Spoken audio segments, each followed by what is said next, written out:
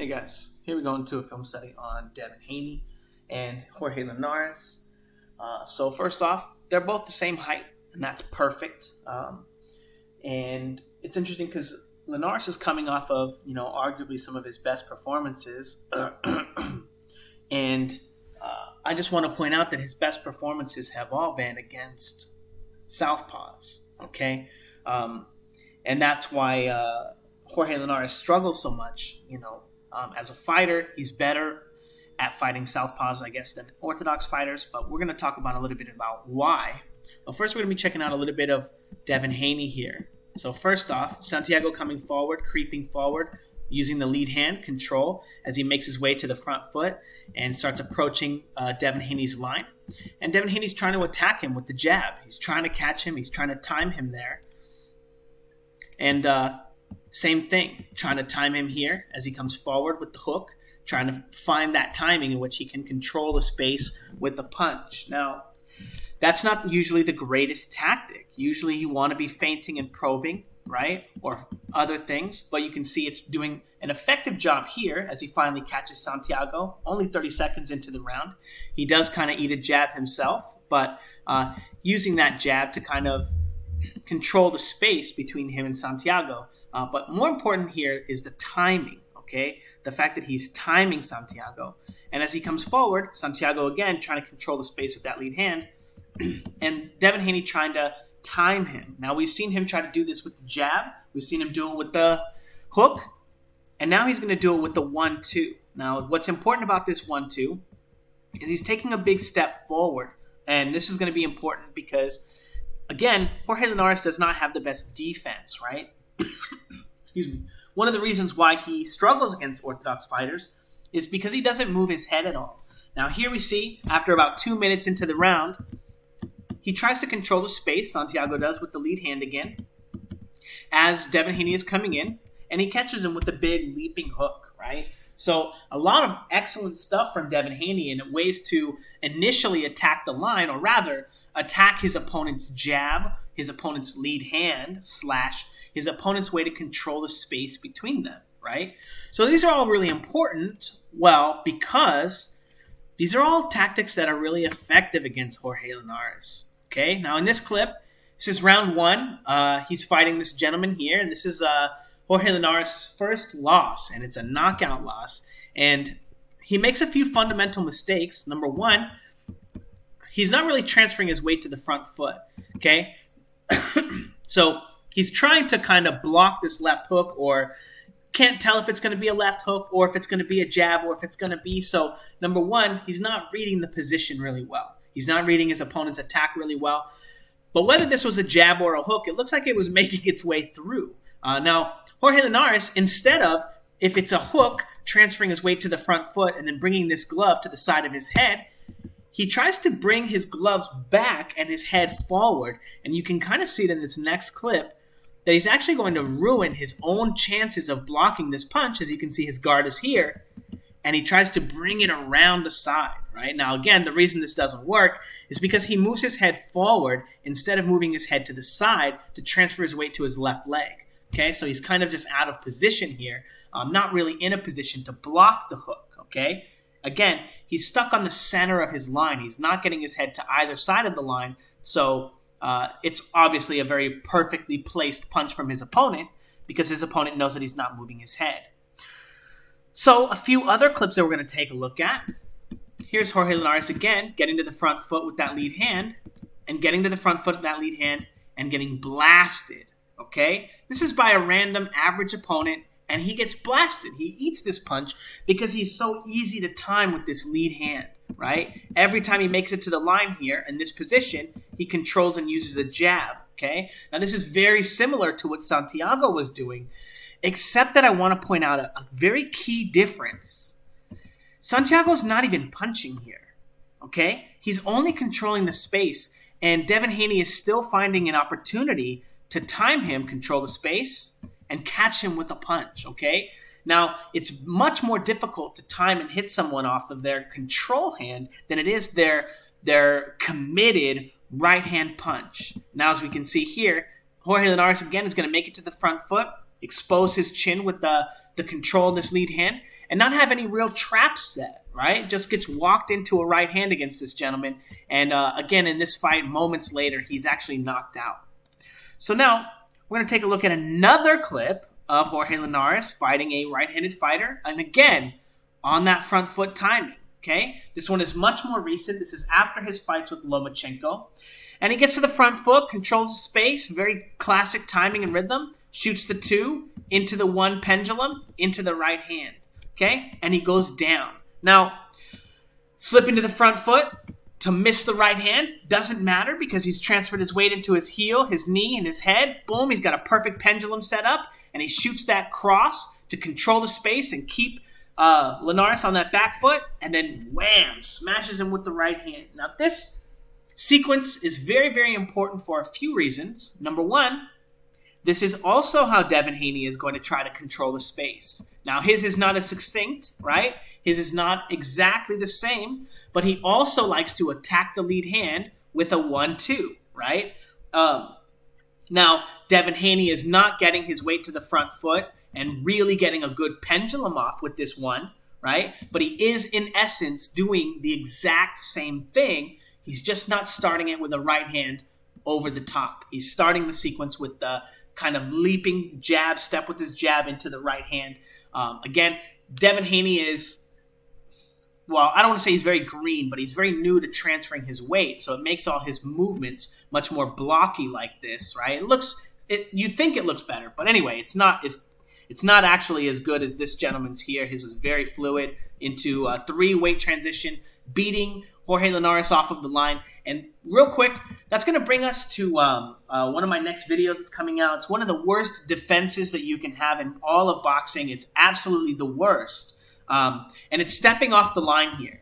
Okay, notice that Jorge Linares just tries to take a step off the line, but again, when he pendulum steps here, he doesn't actually get his head off the line, okay? He does take a step, transfers his weight to the back foot, and then tries to pendulum, but he doesn't get his head off the line. He doesn't choose a side of the line to place his head, and he winds up getting stuck in the center of his line. Again, that's the problem with him being here, right here, is when he shoots this jab, he's not bringing his head to the back half, so he's on the front foot, and he's easy to find with that punch. The same problem that he has here as he tries to get off the line for this hook here, or slipping a punch, right? Even if this was a jab, his head is still stuck on the line, right? So again, having very difficult time in all of these scenes, getting his head off the line from his opponent's attacks. Again, not very dynamic in that regard, leading up to this fight so far, okay? And then again, the last clip here, right before he gets knocked out, his opponent timing the right hand right over the top in just beautiful fashion as Linares gets to the front foot, control, right off that double jab, that very predictable double jab. And again, that's going to be a big, big, big problem for him against Devin Haney because Devin Haney is, while I say he's green, he doesn't have a very good weight transition. He is very good at attacking you when you're on the middle of your line. That very, what people misinterpret Mayweather's style as, what they misinterpret what they're seeing is that very straight up and down, right on the middle of your line kind of. But Mayweather did have pretty decent, he had okay positions. He could get in them defensively. But he was good at attacking his opponent's positions, okay? More importantly than him always being kind of stuck in the middle of his line.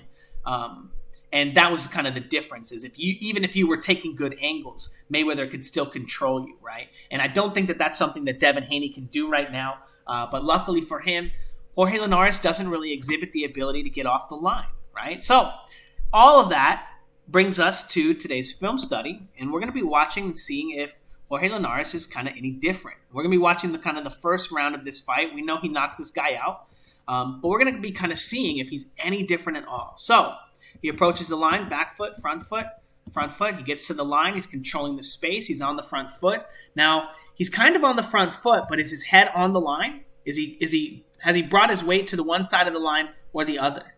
No, not yet, right? He's kind of in the middle.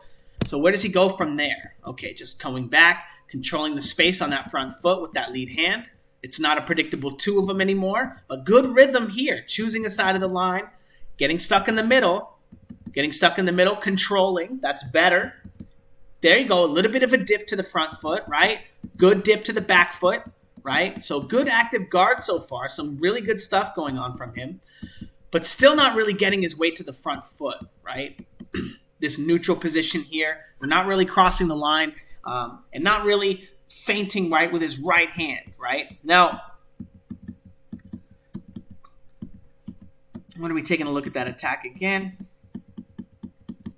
So again, this attack is the same as the other ones, right? His craft is a little better. His stance is much better as he's more able here to get to a back foot position, right? Or bring his weight to the closer to his right side of the line, not being stuck in the center of his line quite as much. And this is going to be super, super helpful if he can maintain this kind of positional changes when he fights Devin Haney, who is excellent at fighting the center line. So again, coming forward and finding on that same timing when he gets to the front foot, a timing to shoot the jab. Now again, let's take a look at his opponent. I think his opponent is catching this punch. So even though I don't know who this guy is, Carlos Morales, what his record is, all that stuff, showing that even he has the ability to time Jorge Linares' jab. Okay, so what are we expecting from Devin Haney? Well, he's very likely going to be able to time that jab too. So let's keep going. Let's keep seeing if Jorge Linares will give us anything different. Okay, so decent here. Getting his head off the line a little bit to the front foot, rolling to the back foot, front foot, transferring his weight, position one a little bit. Okay, and excellent. This is exactly what he's going to need to be doing against someone like Devin Haney. Front foot, baiting a shot here, and moving his head out of that position because Devin Haney is so quick, and he's so good at finding attacks to these positions. Now, we'll still have to see how well. Oh, again, very dangerous sets of jabs from Jorge Linares. Control into the jab. Very easy to time, so we're going to have to see if his offense is any different. So far, his body mechanics look much more tight, much more concise. And right away, what do we see here? His opponent making it to the front foot, exploding out of his guard. And, you know, the guy's not like Devin Haney, right? He's not going to land a big power left hook to the outside. But Jorge Linares still not responding super well to his opponent entering the line here, right? So the leaping left hand, Jorge Linares reads it as a jab, okay? So that's going to be something that he's going to need to be very mindful of is the leaping left hook from Devin Haney and not being baited into catching the jab. Now, I don't notice if his opponent's thrown any jabs to set that leaping left hook up. But then again, there you go, the jab right there from the opponent. And he's not Devin Haney, he's not super fast, but Jorge Linares not really getting his head off the line here. So again, that could be a very dangerous thing for him if he doesn't learn how to do that. Now again, Jorge Linares, same position, right? A little bit of a better position one here, but then still attacking with his left hand, okay? So very, very, very important pattern that we want to be looking at for Jorge Linares. He's still not controlling the line with his right hand, okay? And again, that's one of the biggest killers for why he's going to struggle against Devin Haney is Devin Haney's really good at attacking the jab, right? We've shown even against what seemed to be a more advanced, a more well-schooled jab than Linares has, maybe not as much power, right? Maybe not as much as good at timing or whatever, but the use of it, right, to control the space and try to set punches up, even though we don't even see if he lands anything, Santiago, you know, whatever. The theory behind his jab is more advanced than Linares' jab, right? And Haney was able to time and counter that, okay? So that's going to be a very important idea if Linares is going to be able to set up any attacks or find a way to beat Devin Haney because, again, Devin Haney's really good at fighting the jab. So Jorge Linares is going to need another tool, again, other than the jab. And now here he is, making his way to the front foot. And now notice, he doesn't change positions at all, right? He doesn't look to establish control over Carlos's lead hand, and he winds up walking into this jab. Now, what do I mean control of his lead hand? So let's take a look at this position here. As he starts making it to the front foot, back foot, and he brings his left hand up, right? And now as he moves to the front foot, he has his right glove up here, right? But he's not controlling his opponent's jab. His opponent can still connect the line here, right? He just needs to get this glove in between his opponent's lead hand and his chin, right? So usually you're going to turn your glove out a little bit to get control of it.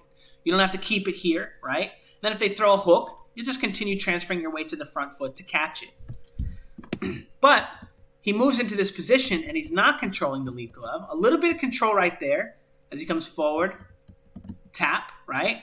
But then he leaves it, right? And as he's coming forward, boop, no control, and gets tapped, right? And now he can't even really counter because his head's getting pushed off the line because of that attack, right? He doesn't have enough opportunity to counter back. Making his way to the front foot again, shooting all those jabs. Very predictable double jab.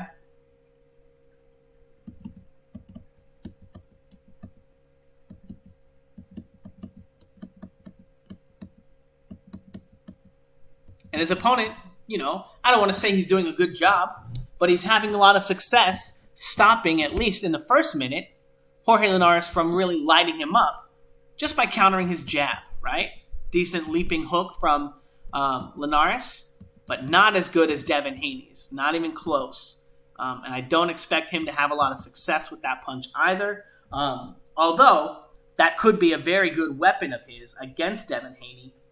Because, again, Devin Haney sits on the line as well. We take a look at another one of those clips here. Devin Haney with his hands down, right? Devin Haney with his hands down. Devin Haney with his hands down. Devin Haney with his hands down, right?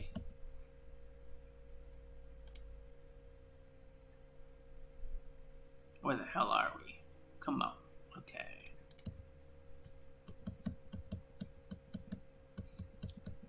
Now, another thing that's going to really contribute to the way that this fight plays out is that take a look at this defense of Linares, right?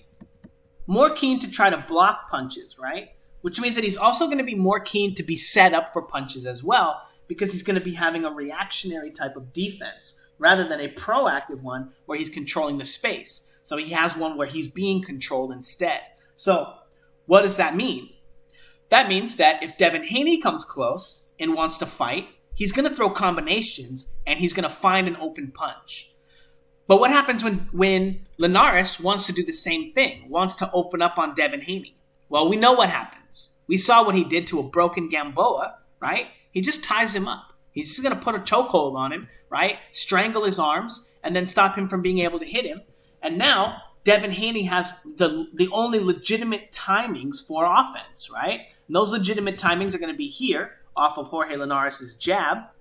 And then here, situations like this. Now, this is not bad from Linares, okay? He gets that pendulum jab here, and then he gets his head off the line here. Very, very good defense. A little bit slow mechanically, a little clunky. But Haney will be able to enter the line and throw punches, and as long as Linares hasn't countered him yet, Haney's going to find opportunities to make something happen, okay? And that's going to give him more opportunities to land offense because anytime Devin Haney doesn't want to fight, Devin Haney's just going to grab him and move himself back to the center of the ring, okay? It's it's a very simple boxing trick. Not a lot of people will do it. Mayweather does it, but he'll use the clinch and the time that it takes the referee to get over there to spin his opponent and make sure that he gets to take back the center of the ring to give him more space to, I don't want to say run the clock, but that was kind of Mayweather's strategy, right? We know he was never going to try to knock anyone out, so he would try to land a punch and then eat 10 seconds of the clock, right? Like it was a basketball game. Anyway, I think that, we'll watch a little bit more of the round. Anyway, if you're enjoying the film study and you want to see more film studies like this, more comprehensive film studies, check out my Patreon. It's $10 to sign up, $10 a month. And if you're looking for personalized boxing coaching, check it out. It's $50 a month, $50 to sign up. And you send in your videos of your shadowboxing, and I'll give you drills and teach you how to get better, teach you how to improve your technique. We have low-level guys who are just beginning, all the way up to actual professional fighters Yes, with real wins on their record. Real professional fighters who want to take the sport seriously. So it's for all levels of fighters. And I'll teach you how to fight. I'll teach you through your own sparring what you should be thinking about in each position, what you should be doing with your hands, what you should be doing with your feet, where your head should be, and teach you boxing positions and how to control your opponent. Okay. Now, in the beginning of boxing, the first step is learning how to control your own body. That's learning your own initial weight transitions. And then as soon as you get good at that, you move away and you start learning to break the rules a little bit so that you can add power, add speed, and then to learn to control your opponent. Okay, so step one is learning to control yourself and your own body. And step two is learning to control your opponent and his body. Okay, both of those ideas are crutched on the idea that you learn how to control your body correctly, okay? Because your body is the same as your opponent's body. So if you know how your body works, you'll know how to make use of the control tactics to control your opponent, to put him in the correct positions, to really beat them up. So anyway, check it out if you want to check out my Patreon. Also, I have, if you want to learn boxing by yourself, I have some shadowboxing videos. If you want to check them out, learn all the positions, learn boxing, learn how to move forward and backward, and learn how to do it with all the moves and all the fun stuff and the really excellent pendulum motions, and learn the most effective ways to train them. So check them out. The link's in the description, all that fun stuff.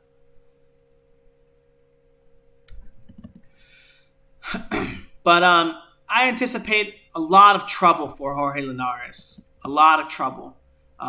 Even though he does decimate this guy overall, things like this, right? Where even though he's shooting his jab to the body, getting his head off the line from the jab, getting caught moving back on the line by a guy who's not going to be as fast as Devin Haney. He's not going to, even though Devin Haney doesn't have a lot of power, I just anticipate things like this, right? Quick 1-2, turning into a 1-2-3, and Linares getting hit. Right? I don't anticipate his defense being much better than getting away from a 1 and a 2. Again, his positions are just not that great. They're not that dynamic. He doesn't have very good pendulum steps. Decent counter here. That was pretty decent. Countering the jab or using his own jab timing. Boom, boom, to set up the 1-2. So that's not bad. That would be very effective against Devin Haney, as Devin Haney doesn't keep his hands up either. But anyway, I just expect Devin Haney's movement and moving off the line, and the fact that in order for Linares to come forward, he has to use the pendulum step. He has to be doing these moves here, these shuffles. And I expect Devin Haney to be able to time him. I don't think that Jorge Linares is good enough at coming forward. I don't think he's good enough at getting into position one, and he's not good enough at getting his head on the back foot and moving off the line and slipping punches, as evidence here, right? Boom, boom. Where's his weight go before he pendulums, right? He's still kind of in the middle. He hasn't even transferred his weight all the way to the back foot yet, and he's penduluming right back into the middle of the line. So I anticipate him. I don't want to jinx it, and because I thought that, anyway, I expect this to be a fast-paced chess match / hug fest for a while until Devin Haney maybe wrestles Linares tired and then maybe can land a couple of big punches in a row. But that's kind of my prediction at the moment. Again, Linares, if you see him on the pads and you see him working out right now, he's got some excellent combinations, excellent stuff going on, but Devin Haney is going to have that Mayweather treatment where he's never going to get called for the holding. And it's not even going to have to be that excessive, to be honest. It's not going to have to be like, maybe like 5, 6, 7 times in a round, which is whatever, right? But the fact that it's purposeful, right? It's not on accident. It's not because their hands got tired because they're scrubs, right? It's not because of whatever. It is just going to be because of strategic holding, right? To stop Linares from having the opportunities he wants to land his offense, right?